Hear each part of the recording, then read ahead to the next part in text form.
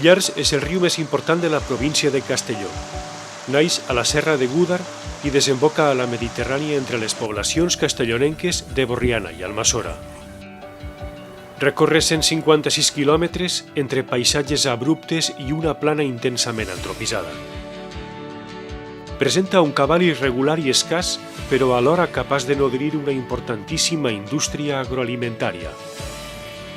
Els últims 14 quilòmetres formen el paisatge protegit de la desembocadura del riu Millars, un espai d'una extraordinària riquesa ecològica gestionat pel Consorci Riu Millars, una col·lectivitat compromesa amb la conservació i formada pels ajuntaments de Borriana, Almassora, Vila-real, la Diputació de Castelló i la Generalitat Valenciana.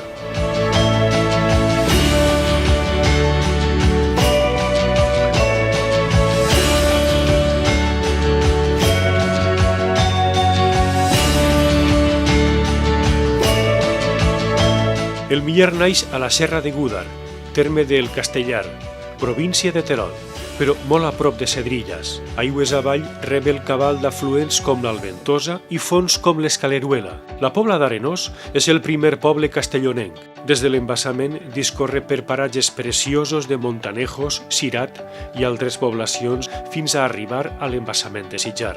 Des d'ací es tramvais. Vila-real, Almassora i Borriana acompanyen el Millars fins a morir a la Mediterrània.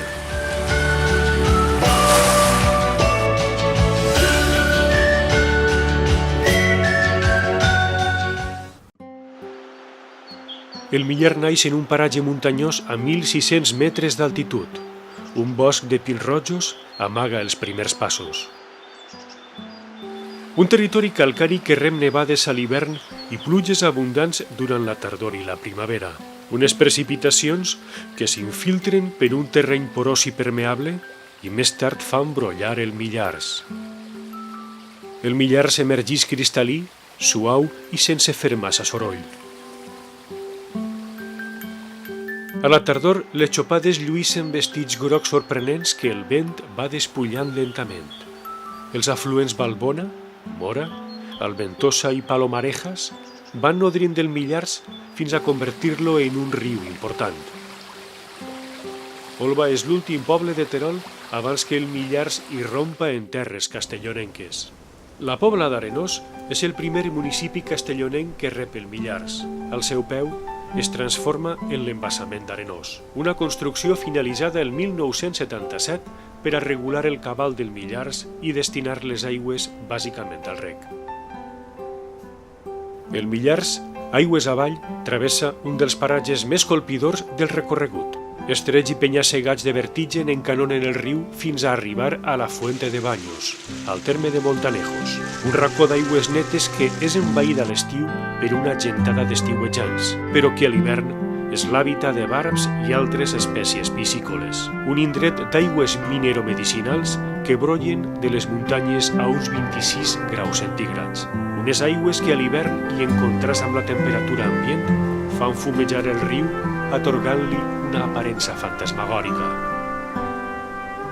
El riu, des de Montanejos, forma desenes de meandres mentre discorre pel tram mitjà entre poblacions com Aranyuel, Cirat, Torre-xiva, Toga, Espadilla, Vallat, Fanzara i finalment Ribesalbes. Així de nou es transforma en un immens embassament anomenat Sitjar, al terme d'Onda. L'obra es va construir l'any 1960 amb l'objectiu de controlar les crescudes, produir energia i regar.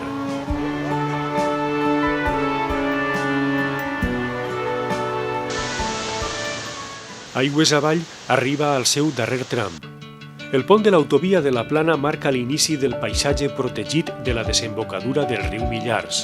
Des d'ací, és un curs d'aigua històric i tremendament generós. Milions de tarongers depenen del Millars, jaciments arqueològics, ermites, assuts, ponts, itineraris verds i altres indrets destacats acompanyen el riu fins a la Mediterrània.